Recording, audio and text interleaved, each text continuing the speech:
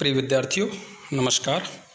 मैं त्रिलोकी Singh, semester 4 DElEd के सैद्धांतिक विषय एजुकेशन 08 शैक्षिक प्रबंधन एवं प्रशासन के उप विषय विद्यालय प्रबंध के क्षेत्र पे चर्चा करने का प्रयास कर रहा हूँ। और मैं उम्मीद करता हूँ कि इसके पहले के जो लेक्चर्स पे हम लोग डिस्कस किए हैं और वो हमें समझ में भी आए होंगे।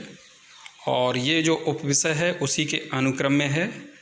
जैसे पहले प्रबंधन क्या है, प्रशासन क्या है, और उसी को हम विद्यालय से जोड़ते हुए और उस पर आगे बढ़ते हैं उस क्रम में। तो जैसे विद्यालय प्रबंधन के क्षेत्र उप विषय को मैंने सेलेक्ट किया है यहाँ पे, जो अपने पाठ्यक्रम का एक चैप्टर है। तो इसके अंतर्गत हमने 4 प्रमुख शिक्षण बिंदुओं को लिया है: प्रबंधन, विद्यालय प्रबंधन एवं उसके क्षेत्र, विद्यालय प्रबंधन क्षेत्र के घटक, विद्यालय प्रबंधन क्षेत्र के कार्य। तो इस प्रकार हम पहले पॉइंट जो प्रमुख शिक्षण बिंदुओं में हमने रखा है प्रबंधन।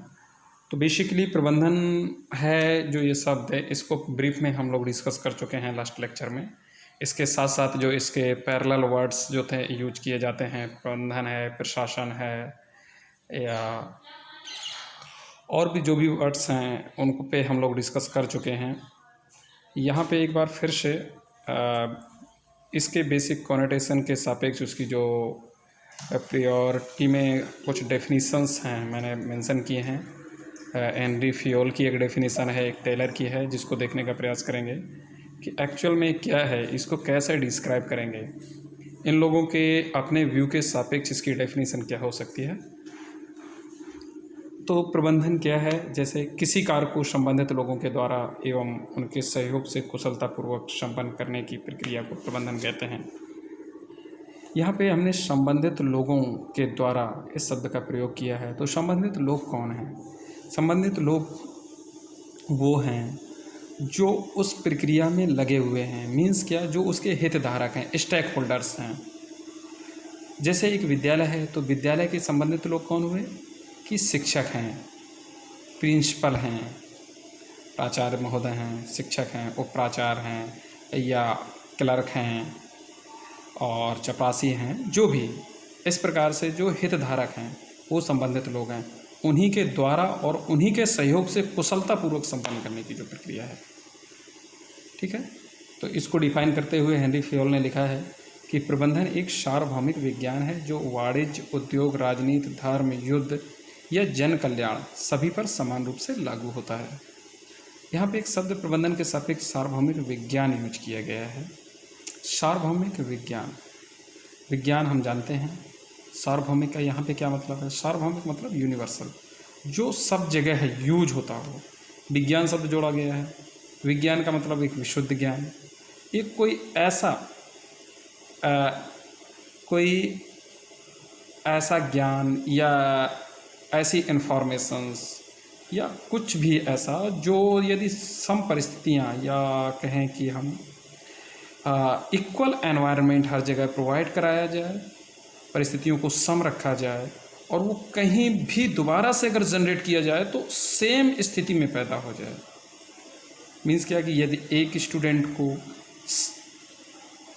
उसी परिस्थिति में पिंडारी में पढ़ाया जाए और वैसी परिस्थिति क्रिएट करके कहीं दूसरी जगह ले जाके पढ़ाया जाए, और दोनों जगह पे यदि आउटपुट समान आ रहा है, उसका रिजल्ट इक्वल आ रहा है, तो क्या कहेंगे हम कि उसको जनरलाइज किया जा सकता है। ऐसे फार्मूला। तो मतलब क्या है कि प्योरिटी होनी चाहिए, उसमें सिमिलरिटी होनी चाहिए। तो प्रबंधन एक सार्वभौमिक विज्ञान है जो वाणिज्य, उद्योग, राजनीति, धर्म, युद्ध या जन कल्याण सभी पर समान रूप से लागू होता है। ये हेनरी फियोल ने कहा। वैज्ञानिक प्रबंधन के आधारभूत सिद्धांत हमारे साधारण से साधारण व्यक्तिगत कार्यों को लेकर हमारे विशाल नियमों के कार्यों तक लागू होते हैं। ये टेलर ने कहा। टेलर ने इसको साइंटिफिक प्रबंधन को वैज्ञानिकता के साथ जोड़ते हुए इसको डिफाइन किया। तो यहाँ पे इन्होंने सिर्फ प्रबंधन टर्म को डिफाइन नहीं किया, इन्होंने यहाँ पे वैज्ञानिक प्रबंधन को, तो उन्होंने इसके आधारभूत सिद्धांत के रूप में कहा कि हमारे साधारण से साधारण व्यक्तिगत कार्यों को लेकर हमारे विशाल नियमों के कार्यों तक लागू होते हैं। क्योंकि कोई भी कार्य हम घर पे करें, विद्यालय में करें, अपने शिक्षक संस्थान में करें या कहीं खेल के मैदान में करें, तो कोई भी कार्य जो हम करते हैं वो एक प्रॉपर पैटर्न के बेस पे करते हैं। उसका एक निश्चित व्यवहारिक क्या कहें, एक क्रम होता है, अनुक्रम होता है। पहले कुछ करेंगे, उसके बाद कुछ करेंगे, उसके बाद कुछ करेंगे, ऐसे स्टेप बाय स्टेप करते हैं, संपन्न करते हैं। तो कहीं पे मनी का इन्वेस्टमेंट होगा, कहीं पे लेबर का इन्वेस्टमेंट होगा, है कहीं पे बिहेवियर का इन्वेस्टमेंट होगा, तो स्टेप बाय स्टेप। तो यहाँ पे क्या है कि व्यक्तिगत कार्यों को लेकर हमारे विशाल नियमों के कार्यों तक, साधारण व्यक्तिगत कार्य, छोटा इंडिविजुअल का कार्य भी हो सकता है, एक ग्रुप विशेष का कार्य भी हो सकता है? तो टेलर ने इस प्रकार से इसको डिफाइन किया। हम आगे बढ़ते हैं इसमें।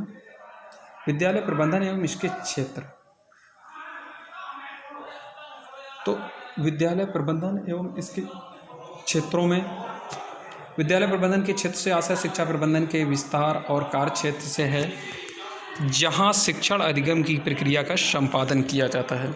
अतः हम कह सकते हैं कि शिक्षा के लक्ष्यों तथा उद्देश्यों को प्राप्त करने वाली प्रत्येक क्रिया शिक्षा प्रबंधन का अंग होती है। यहाँ पे क्या है कि इस स्वाभाविक है कि जब विद्यालय प्रबंधन की बात कर रहे हैं तो प्रबंधन का कार्य विद्यालय से ही संबंधित होगा। तो विद्यालय में प्रबंधन किन चीज़ों का है? तो स्वाभाविक है कि वो शैक्षिक प्रबंधन होगा। अब शिक्षा से जुड़े हुए जो भी कार्य क्षेत्र हैं, जो भी उसका विस्तार क्षेत्र है, वही सारी की सारी प्रक्रियाओं को इसमें शामिल किया जाएगा। इसमें बेसिकली जो प्रक्रिया आती है वो शिक्षण अधिगम की प्रक्रिया है। तो स्वाभाविक है कि शैक्षिक प्रबंधन में शिक्षण अधिगम प्रक्रिया की संपादन पर प्रमुख फोकस किया जाएगा। अतः हम कह सकते हैं कि शिक्षा के लक्ष्यों तथा उद्देश्यों को प्राप्त करने वाली प्रत्येक क्रिया शैक्षिक शिक्षा प्रबंधन का अंग होती। तो इस प्रकार से विद्यालय प्रबंध एवं इसके क्षेत्र के साथ हम बढ़ते हैं आगे। विद्यालय प्रबंधन के क्षेत्र का अध्ययन निम्नलिखित 4 घटकों के अंतर किया जा सकता है। तो इसमें विद्यालय प्रबंधन के क्षेत्रों का जो हम अध्ययन करेंगे वो 4 घटकों के अंतर्गत किया जा सकता है, जैसा कि यहाँ पे मेंशन कर रहे हैं। इसमें क्या है कि इसमें है शिक्षा के विकास का लक्ष्य। शिक्षा के विकास का लक्ष्य क्या है, उस लक्ष्य के सापेक्ष प्रबंधन की क्रिया को, नियोजन के कार्यक्रम कौन से हैं उनके सापेक्ष प्रबंधन, कार्यक्रमों की व्यवस्था करना उसके सापेक्ष प्रबंधन, और प्रबंधन के कार्यों का आकलन करना। ये 4 घटक हैं जिनके सापेक्ष हम विद्यालय प्रबंधन के क्षेत्र का अध्ययन कर सकते हैं। क्योंकि शिक्षा के विकास का लक्ष्य महत्वपूर्ण है, नियोजन भी महत्वपूर्ण है, नियोजन के कार्यक्रमों की व्यवस्था करना ये भी महत्वपूर्ण एक स्टेप है, विद्यालय के प्रबंधों के कार्यों का आकलन ये भी अपने आप में महत्वपूर्ण स्टेप। तो इस प्रकार से पूरा का पूरा जो अध्ययन होता है विद्यालय प्रबंधन का, इन 4 घटकों के बेसिकली जो प्रमुख है कॉन्सेप्ट, प्रमुख जो कंपोनेंट है वो ये हैं, इनके अंतर्गत किया जा सकता है और हम करते भी हैं। विद्यालय प्रबंधन क्षेत्र के कार्य क्या बेसिक कार्य हैं? विद्यालय प्रबंधन प्रणाली विद्यालय प्रणाली के सभी संबंधों से संबंधित हैं, जिनसे संबंधित प्रमुख कार्य निम्नवत हैं। विद्यालय प्रबंधन के उद्देश्यों का निर्माण,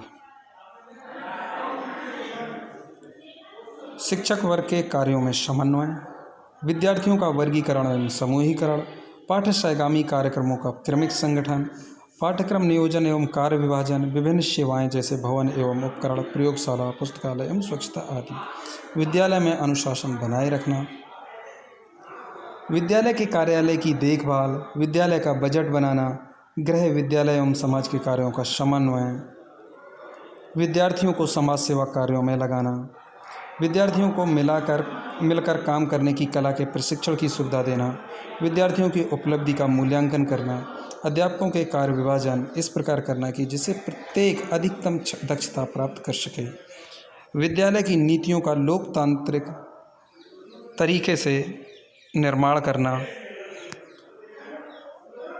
विद्यालय की नीतियों के अंतर्गत अध्यापकों के अपने कर्तव्यों के पालन में अधिक स्वतंत्रता के उपयोग को प्रोत्साहित करना। इस प्रकार से विद्यालय के प्रबंधन के ये क्षेत्र के कुछ प्रमुख कार्य हैं जो इसमें करने रहते हैं और जो आवश्यक हैं। और आगे हम देखते हैं कि विद्यालय की नीतियों को अधिकतम शैक्षिक दर्शन के अनुरूप भी बनाना, ये भी बहुत ज़रूरी है।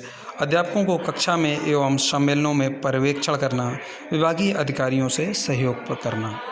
तो इस प्रकार से विद्यालय प्रबंधन के क्षेत्र में बहुत सारे कार्य आ जाते हैं।